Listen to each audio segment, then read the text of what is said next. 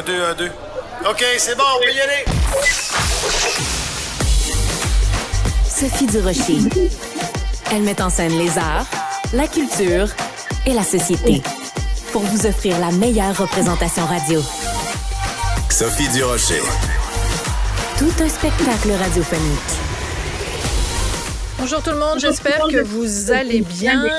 J'ai un scoop pour vous. Si vous ouvrez le dictionnaire à la lettre C, puis que vous regardez sous le mot courage, ben, il va y avoir la photo de ma prochaine invitée. Elle s'appelle Stéphanie Raymond. Vous la connaissez bien sûr. Cette ex-membre des Forces armées canadiennes qui, depuis des années, s'est battue pour faire reconnaître qu'elle avait été violée, victime d'un viol. Un adjudant qui l'a agressée sexuellement. Ça a été une bataille légale, une bataille émotive qui a duré pendant 10 ans. Et ces jours-ci, ben, elle est doublement dans l'actualité, Stéphanie Raymond, parce que le 18 octobre, il y aura un documentaire qui s'intitule Agression armée, qui va être diffusé sur la plateforme Vrai. Non, excusez-moi, à partir du 17 octobre. Et il y a également ce livre que j'ai entamé, alors je vous le montre ici, avec un titre absolument hallucinant. Tu t'écriras non dans le front, le combat de Stéphanie Raymond contre les Forces armées canadiennes. Stéphanie Raymond, bonjour. Bonjour. Ce titre est très fort. Tu t'écriras non dans le front parce que on a l'impression que pendant toutes vos démarches pour faire reconnaître que vous avez été agressé sexuellement, on dit à la victime, ben finalement, si tu voulais pas te faire agresser, tu avais juste à t'écrire non dans le front, ça aurait été plus simple. C'est très fort comme titre. Oui, je me le fais dire déjà beaucoup que c'est frappant. Puis il y a comme un double message aussi, parce qu'en fait, dans le livre, on voit que la phrase complète, c'était « La prochaine fois, tu t'écriras non dans le front ». C'est que ça veut dire que ça risque de réarriver, tu sais. Absolument. Alors, à la page 183 de votre livre, que vous avez écrit en collaboration avec la journaliste Claudie Côté, vous avez décidé de mettre une transcription d'un moment donné dans le procès à la cour militaire, à la cour martiale. L'avocate demande à votre agresseur les détails de comment ça s'est passé. Et à un moment donné, elle lui dit, est-ce que vous lui avez demandé à Mme Raymond si c'était correct de la pénétrer sans condom? Il répond, non, moi non plus. Mais par contre, au stade qu'elle était rendue, si elle voulait pas se faire pénétrer, elle serait pas restée penchée. Moi, je lis ces mots-là, Stéphanie, puis ça me concerne pas, là. Et ça me donne envie de vomir. Mais vous, ça vous concerne, c'est votre histoire. Quand vous êtes dans la cour et que vous entendez votre agresseur dire ça, vous réagissez comment? En fait, en plus, j'étais même pas dans la cour, dans la salle, j'avais pas le droit d'y être pendant son interrogatoire. Fait que c'était des années plus tard, je pense que c'est 2-3 ans plus tard que j'ai eu accès, que j'ai pu faire déchiffrer les enregistrements publics sur un autre logiciel, puis que j'ai entendu ça. Honnêtement, dans le stade où est-ce que j'étais, j'ai ri. Ah oui? Vous êtes capable d'en rire, Stéphanie? Oui, parce que je suis quelqu'un qui tourne beaucoup les choses en humour, puis c'était tellement ridicule. Le niveau de ridicule, désolé pour le chat, le niveau de ridicule que ça l'atteignait, c'était, je pouvais pas faire autrement qu'en rire. Mais pour lui, quand je l'entendais dans ses mots, j'étais comme, ça riait dans la salle aussi, c'est pas pour rien, là. Ça riait dans la salle, parce que c'est important de le mentionner, la cour martiale, donc ce sont des militaires qui jugent des militaires, donc les gens qui étaient dans la salle, c'était d'autres militaires, et ils trouvaient ça drôle d'entendre un agresseur dire, si elle voulait pas se faire pénétrer, elle avait juste à pas se pencher. C'est absolument épouvantable. Il y a un autre exemple qui est épouvantable, et cette fois-ci ne vient pas du livre, mais provient de ce documentaire, donc, qui s'intitule Agression armée, qu'on va pouvoir voir sur la plateforme Vrai. Je l'ai écouté, ça dure 1h30. Et à un moment donné, il y a un extrait de votre première rencontre avec la police militaire qui vous dit ceci. En ayant une fille comme toi en avant de lui, tu me mentionnes, toi t'as 27 ans, t'es une belle fille, t'as fait, tu sais, faut pas excuser ton parcours, mais t'as fait quand même un calendrier Dream Team. prennent pas des filles qui sont pas belles pour faire ces conneries-là. Ils prennent des belles filles. T'as une réputation de belle fille aussi à l'unité. T'es pas le pichou de la place, là. Excuse-moi l'expression, mais t'es une belle fille. Fait que lui, c'est certain. OK, je vous vois réagir, Stéphanie. Il y a un policier militaire qui vous dit, entre les lignes, ben ma belle Stéphanie, tu t'es fait agresser parce que t'es bien trop belle, t'es pas un pichou, mais ça donne envie de vomir, Stéphanie. Oui. Puis aussi, je trouve que ça reflète un peu aussi beaucoup la pression de la société aussi. Là, quand je suis sortie dans les médias, c'était beaucoup, ben l'as-tu vu, tu sais, à court après ou à fait exprès, ou tu sais, c'est normal. Mais peu importe ce qu'on a, j'aurais eu des traits physiques particuliers. Il y aurait bâti quelque chose autour de ça, tu sais, les policiers ou l'avocat de la défense. Ils servent de tout. Mais oui, c'est ridicule. C'était leur argument massue qui servait toujours, là, mon apparence physique.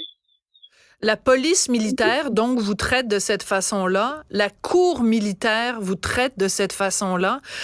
Vous avez quand même obtenu gain de cause, mais ça a pris des années. Et c'est lors d'une poursuite au civil, donc pas dans le cadre de la cour militaire, au civil. Il a plaidé coupable, ce monsieur-là, monsieur Gagnon, et il a été condamné à 6 mois de prison. Il a passé seulement 2 mois en prison. Est-ce que vous considérez, Stéphanie Raymond, aujourd'hui, que justice a été rendue? La justice que je m'attendais dans le système de justice qu'on a été rendue pour moi, mais est-ce que je trouve que c'est des peines bonbons, là? C'est sûr que c'est une peine bonbon. Je pense pas que ça dissuade grand monde d'agresser quelqu'un, là, ce genre de peine-là. Mais pour moi, j'ai le cœur serein, mettons. Après tout ça, je suis contente. Je trouve que ça l'a aussi lavé mon image parce que ça l'avait beaucoup terni mon image, cette histoire-là. Oui. Dans le livre, d'ailleurs, vous racontez vers la fin du livre que depuis un bon moment maintenant, vous êtes suivi par une psychologue et vous dites, la psychologue vous a dit qu'il fallait que vous vous autorisiez à être égoïste. Qu'est-ce que ça veut dire, ça, Stéphanie? C'est parce que dans la vie, j'ai toujours comme tendance à penser au mal que je peux faire aux autres, à ce que mes actions engendrent. C'est, je sais pas, ben on le voit un peu dans le livre, j'ai été bâtie comme ça, c'est ancré dans ma tête, fait que je pense toujours aux autres avant moi, tu sais, sans dire que c'est extrême, mais la psychologue m'a fait comprendre que si on s'occupe pas de nous-mêmes, qui va le faire dans le fond? Faut penser à nous-mêmes parce qu'après ça, ben, on peut mieux s'occuper des autres aussi. Il faut pas comme inverser les choses. Penser à nous, être correct, à se protéger et ensuite protéger les autres. Il faut rappeler que tout ça a lieu il y a plus de 10 ans. C'était bien avant MeToo. Vous avez vraiment été une précurseur. Et à la fin du documentaire, on nous dit la chose suivante. Depuis la cause Gagnon, donc le nom de votre agresseur, la Cour suprême a redéfini la défense de croyances sincères mais erronées au consentement. Et il faut maintenant que l'accusé prouve qu'il a pris des mesures raisonnables pour s'assurer du consentement. Donc, à partir de votre combat à vous, la petite Stéphanie là, qui a décidé un jour de dire « moi, ça passera pas », grâce à vous, vous avez réussi à faire changer le droit au pays. Oui, ça, je suis quand même fière. La petite Stéphanie de Matane, francophone, québécoise, est venue faire baliser cette défense-là qui avait pas jamais été balisée. Elle avait été, il y avait été question de ça dans plusieurs cours d'appel, mais jamais la Cour martiale. Fait que jamais la Cour suprême, pardon. Fait que la Cour suprême est venue dire c'est ça maintenant, c'est ça. Il faut prendre les mesures raisonnables. Puis, en tout cas, je suis contente pour ça aussi beaucoup, là.